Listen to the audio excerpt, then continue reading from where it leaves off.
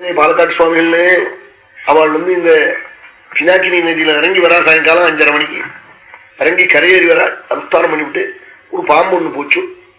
அவ கூட சிஷ்யாளா விஸ்வநாதிகர்னு மடத்துல இப்ப இருந்து ஒரு பிரிவா சன்னியாசம் பண்ணி சித்தியானா இப்பதான் ஆச்சாரியாட்சியும் கூட இருந்தாள். அவளை கூட போறாள். இது யாரையோ கடிச்சிட்டு வந்திருக்கா இந்த பாம்புங்கிறாள். கடிச்ச பாம்பை பார்த்தா தெரியுமா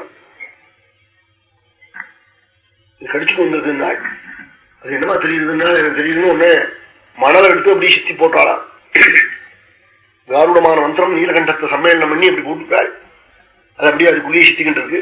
போயிட்டே இருக்காள். ஐயோ சமீபத்தெல்லாம் கடிச்சிட்டு வந்துருக்குன்னு விட்டாள். நேரம் இப்படி போனியோ இப்படி போனா ஒரு கிராமத்துக்குள்ள அது அங்கேருந்தான் வந்திருக்கு அந்த பாம்பு. அங்க போனா ஒரு சின்ன முதலியாருடைய தெரு.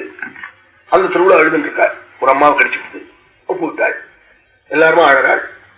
உடனே இவா போனதே சாமியார்னா ஏதாவது மந்திரம் பண்ணுவோம் காப்பாளங்க லோகத்துல அங்கே இவாளை பார்த்துட்டு இது மாதிரி பாம்பு பிடிச்சிட்டு பாம்புன்னு கத்தினாள். எங்க என்ன உடனே உங்க கோயில் கொண்டு போடுங்க சரீரத்தை நாடுவாள். 2 பானையும் நல்ல தைரியம் உள்ள ஒரு ஆளும் 2 வானலி 2 மேல மூடுறதுக்கு அந்த பானையை மூடுறதுக்கு ஒரு பாத்திரம் இதெல்லாம் கொண்டு வாழ்ந்தாள். 4 பேர் பால் கொண்டு வர சொன்னால் 2 பாத்திரத்துல பாலை வச்சு கதவை கொஞ்சம் இந்த வாச கதவை கொஞ்சம் திறந்து வச்சுன்னு எல்லாரும் விட்டு போடுவோம். மந்திரத்தை ஜபிச்சா ஒரு 20 நிமிஷத்துல அந்த பாம்பு உள்ள வந்துச்சு. உள்ள என்ன பண்றது அந்த சரீரத்தை போய் ஒரு கொட்டு கொட்டுறது. உடனே அந்த பால் வச்சிருக்கேன் 2 பாத்திரத்துல ஒரு பாத்திரத்துல கொண்டு போய் தலையை வைக்கிறது. பாய வச்சா உடனே தலை நீளமா போடுறது. இன்னொரு ஒண்ணுல வச்சிருக்கிற பாலை குடிக்கிறது. கொஞ்சம் உடனே இதை போய் மறுபடியும் நடிக்கிறது. இப்படி 5-6 தடவை பண்ணிட்டுது. உடனே அந்த பானையில அதை குடிக்க சொல்லி மேல மூடி கொண்டு போய் வெட்டி பிடிச்சு விட்டாள். கொல்லாம அந்த அம்மா வந்து விட்டாள்.